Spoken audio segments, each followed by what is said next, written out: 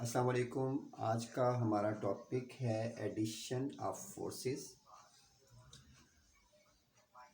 Head to tail rule. Force चूँकि एक vector quantity है, इसलिए जब भी हम फोर्सेस को ऐड करेंगे तो हम ऑर्डिनरी मेथड से उन्हें ऐड नहीं करेंगे, बल्कि वेक्टर्स को ऐड करने के जो मेथड्स हैं उनके मुताबिक हम फोर्सेस को ऐड कर सकते हैं। वेक्टर्स में चूँकि हम ऐड करते हुए डायरेक्शंस का भी ख्याल रखते हैं, इसलिए वेक्टर्स को ऐड करने के लिए ग्राफिकल मेथड यूज़ किया जाता है। तो फोर्सेस को ऐड करने के लिए भी ग्राफिकल मेथड ही यूज़ किया जाएगा, और उस ग्राफिकल मेथड को हम हेड टू टेल रूल कहते हैं। हेड टू टेल रूल क्या होता है? A graphical method used to find the resultant of two or more forces or vectors is called head to tail rule। तो forces या vectors को add करने का जो ग्राफिकल मेथड है उसे हम हेड टू टेल रूल कहते हैं। अकॉर्डिंग टू दिस रूल और according to this method, representative lines of forces to be added are drawn in such a way that the head of the first vector or first force is joined to the tail of the second force, and the head of the second force is joined to the tail of the third force, and so on। यानी पहली force है उसकी representative line हम इस तरह draw करते हैं कि पहली फोर्स का हेड दूसरी फोर्स के टेल के साथ हम मिला देते हैं, और फिर दूसरी फोर्स का हेड तीसरी फोर्स के टेल के साथ मिला देते हैं, और इसी तरह से जितनी भी फोर्सेस हैं या जितने भी वेक्टर्स हैं उनको हम ड्रॉ करते जाते हैं। यानी हर वेक्टर जो है उसका हेड नेक्स्ट वेक्टर की टेल के साथ मिलाते जाते हैं। ये मेथड जो है, ये जो तरीकाकार है, इसको हम हेड टू टेल रूल कहते हैं।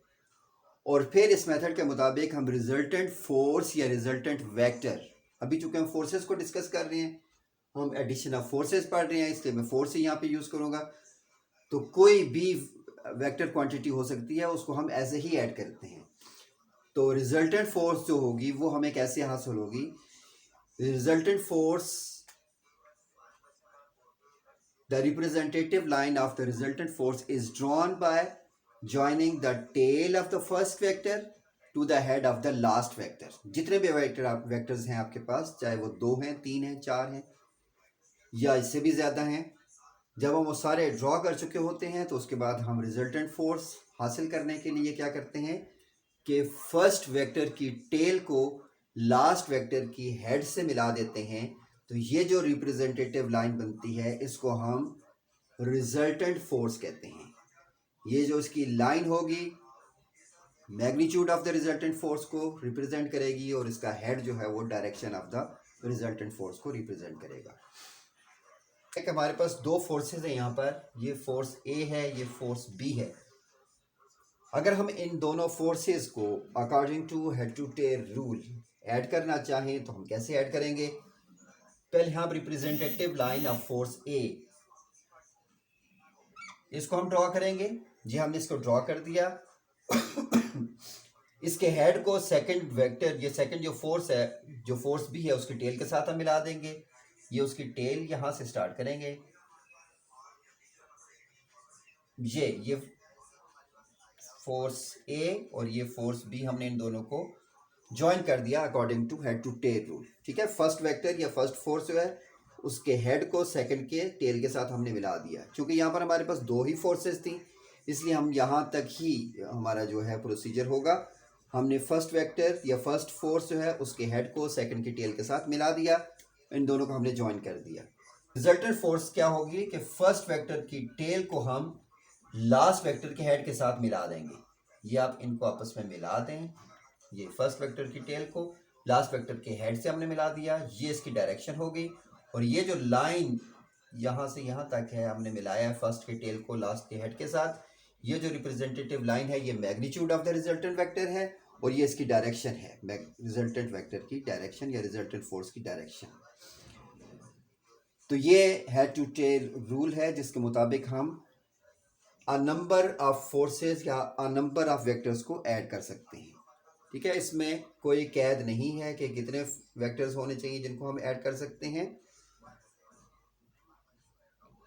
It should be noted that head to tail rule can be used to add any number of forces. The vector representing resultant force gives the magnitude and direction of the resultant force. Resultant force क्या होती है? The sum of two or more forces is called the resultant force. दो या दो से ज़्यादा forces को जब हम ऐड करते हैं तो उसके सम को रिजल्टेंट फोर्स कहते हैं। तो ऐड करते हुए हम उसकी डायरेक्शन का भी ख्याल रखते हैं। ये हमने डायरेक्शंस बनाई हुई हैं, north, south, west and east, और इन्हीं डायरेक्शंस के मुताबिक हम वेक्टर्स की जो रिप्रेजेंटेटिव लाइंस हैं उनको ड्रॉ करते हैं और according to a suitable scale हम उनको ड्रॉ करते हैं। सूटेबल स्केल का ये मतलब होता है कि अगर एक ये जिस तरह फोर्स है हमारे पास, फोर्स ए, अगर हमें ये कहा जाता है कि ये 10 न्यूटन की फोर्स है फ्रॉम वेस्ट टू ईस्ट, जिस तरह यहाँ पे ड्रॉ हुई हुई है फ्रॉम वेस्ट टू ईस्ट है, 10 न्यूटन की फोर्स है, तो हम एक स्केल बना लेते हैं कि हमारा जो 2 न्यूटन है वो 1 सेंटीमीटर के इक्वल होगा।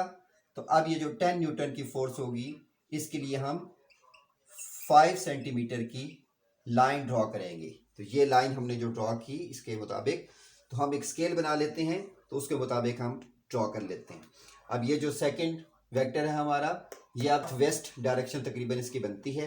ठीक है, नॉर्थ से थोड़ा वेस्ट की तरफ, और एंगल आपको दिया जाएगा कि कितना एंगल है, तो आप उसी के मुताबिक यहाँ पर एंगल बनाएंगे उतना ही, और उस एंगल के मुताबिक आप इसको बनाकर, और जितनी इसकी फोर्स, फॉर एग्जांपल ये अगर 12 न्यूटन की फोर्स है, क्योंकि इससे थोड़ी सी बड़ी लाइन हमने ड्रॉ की हुई है, तो हम ये कह सकते हैं कि 12 न्यूटन की ये फोर्स थी, तो 12 न्यूटन जो है वो according to this scale this will be equal to 6 centimetre. तो हम इसकी 6 सेंटीमीटर लाइन जो है वो ड्रॉ करेंगे नॉर्थ वेस्ट की तरफ, उतना ही एंगल बना के, एंगल मैंने आपको बताया कि यहाँ पर हम उतना ही एंगल बनाएंगे और उसके मुताबिक हम उसको ड्रॉ करेंगे।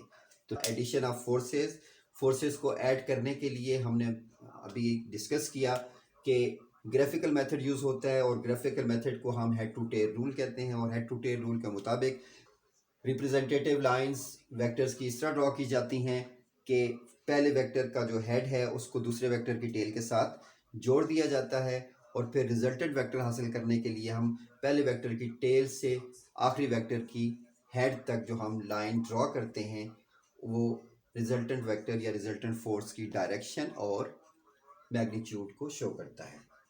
अगले लेक्चर में नए टॉपिक के साथ आपसे फिर मुलाकात होगी, तब तक के लिए अल्लाह हाफिज़।